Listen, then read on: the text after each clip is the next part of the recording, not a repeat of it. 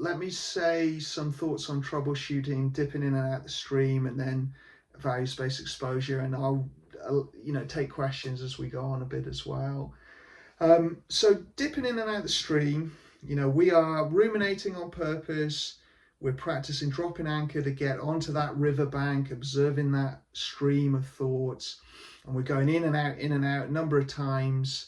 And if anyone found that like 3 becomes compulsive, like I've got to do it 3, okay, we want to mess with that. You do it 2 times, you do it 4 times, play around with it. 3 is a good number because it tends to be about the right length of a total practice. So that's why I often do it 3 times. But, for those with the magical thinking, don't let that kind of trip you up. Just mess with it if it starts trying to do that. You can crunch down the skill part to be not just dropping anchor, it could be just diffusion. So once you're more proficient, you're doing the rumination, and if you're really just in thoughts, you might be noticing the thoughts and engaging with the world around you. So you're more going back and forth between diffusion on its own and the mental compulsions or the rumination. You might bring in acceptance if it's triggering a lot of feelings, and you need to work with that. So does that make sense? You could be doing, like, in the beginning, a very extended dropping anchor.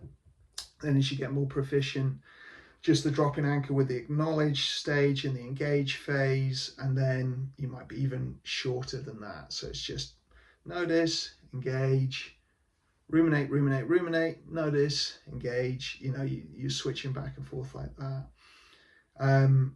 Now, what people struggle with, you could be so overwhelmed with your OCD that actually this is kind of counterproductive and it's just too far down the progression. And the indicator for that would be you try the easy loop and just OCD's in there immediately.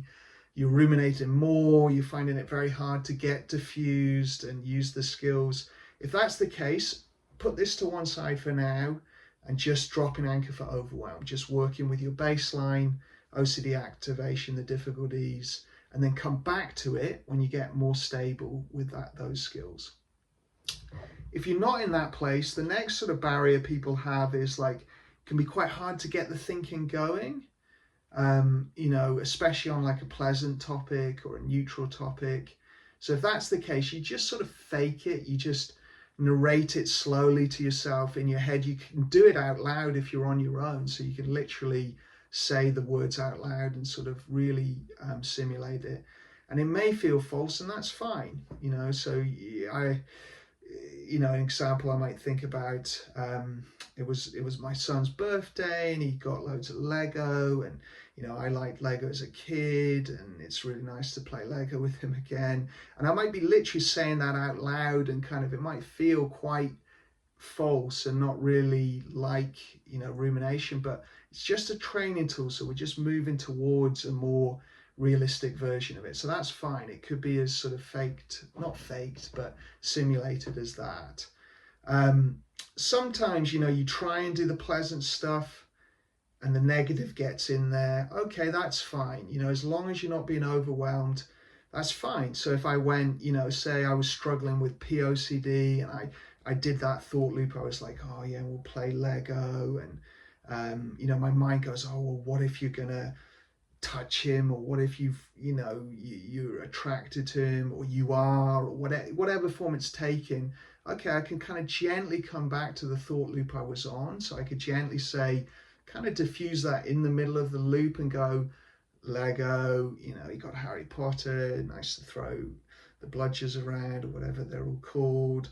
And then I get the intrusive. So it can be like a blend. The thought loop could be a blend of positive and OCD creeping in, and that's fine. That's you might find if OCD is really activated by that. So say I was in a much worse place with that OCD, and as soon as I think about that nice thing with my son, the OCD is blowing up. Okay, I'm more into dropping anchor for overwhelm, and I'm just working my skills with that. So doesn't feel real, a lot of people say. That's fine. It doesn't feel real to begin with. It might feel very false and a long way away from how rumination feels when you're really caught with it. I always say to people, it's like sports. If you see a football team in the gym doing solo workouts, you'd say that is nothing like performing, having a match in front of thousands of people. But actually, it is going to help still, even though it's a million miles away from it. So you could think of it like that. So it doesn't matter if it feels quite false. To me, at my level, it doesn't feel false at all. It feels exactly the same because I'm really dialed into my rumination and what it feels like. And I've become good at letting it go and diffusing because I've trained this over and over and over and lots and lots and lots. So to me, they don't feel, clients say that to me and I always think, that's interesting because it doesn't feel different to me. It feels exactly the same. Might not have the emotional charge that you have in life when you're caught in OCD. Yes, there might be more body noise with that stuff, but the actual cognitive process to me feels very similar. So that's a sign that you've got to train this up until it feels like that to you as well. And you will get better with everyday life rumination. You'll never perfect it. It's not like you're never going to get caught in rumination again. Like if I get triggered with like a life stress, if someone I know annoys me in some way or is mean or something like that, it's not that I don't have any in my mind trying to ruminate, but I can catch it quickly, and it is very rare that I would get very, very absorbed in it. It's sort of almost never. It might start to fire up and I'll catch it quite quickly, and then sometimes I might choose to indulge it. I might choose that I actually do want to think about this argument and problem solve how I'm going to respond, and I might, but like you can get to a point where you're very good at catching this. And things like the kind of racing mind at night, you can get to the point where you can diffuse that, and if you can let it go, you can let it go, or if it's just spinning, you can observe it, and you can fall asleep even with that, so it will only come through training though.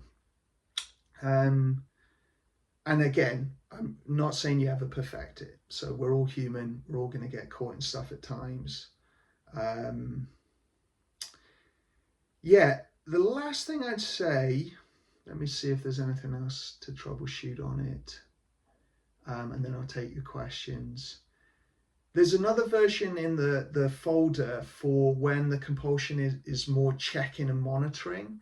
So in things like health anxiety, where we scan our body and we, you might get a physical health symptom and then all your attention locks onto it and you're monitoring it for extended periods, or you're checking it. Or with the taboo sexual orientation OCD, POCD, things like that, there can be a lot of scanning our body for arousal or attraction. People are very frightened about body sensations and feelings, so there's a lot of internal focus. Contamination, it might be the feeling of being contaminated. We monitor a lot and we scan. Some of the other themes, it's more monitoring in the outside world, so checking, it might be more monitoring where the dangers are or the things that could be missed.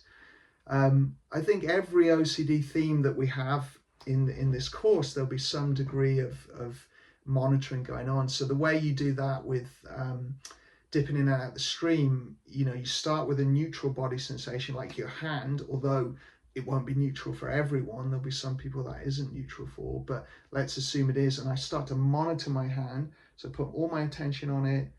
I might even simulate the rumination of, oh God, I hope my hand's okay. What's wrong with that? And then I practice acknowledging those sensations and engaging in the world and letting the feelings in the hand be in the background. And I'm not monitoring, checking, scanning, worrying about it, trying to engage in life. And then I go back to that feeling in the hand. And then, back and forth. And I can start with something neutral like my hand, and then I can move on to the body sensations that are difficult.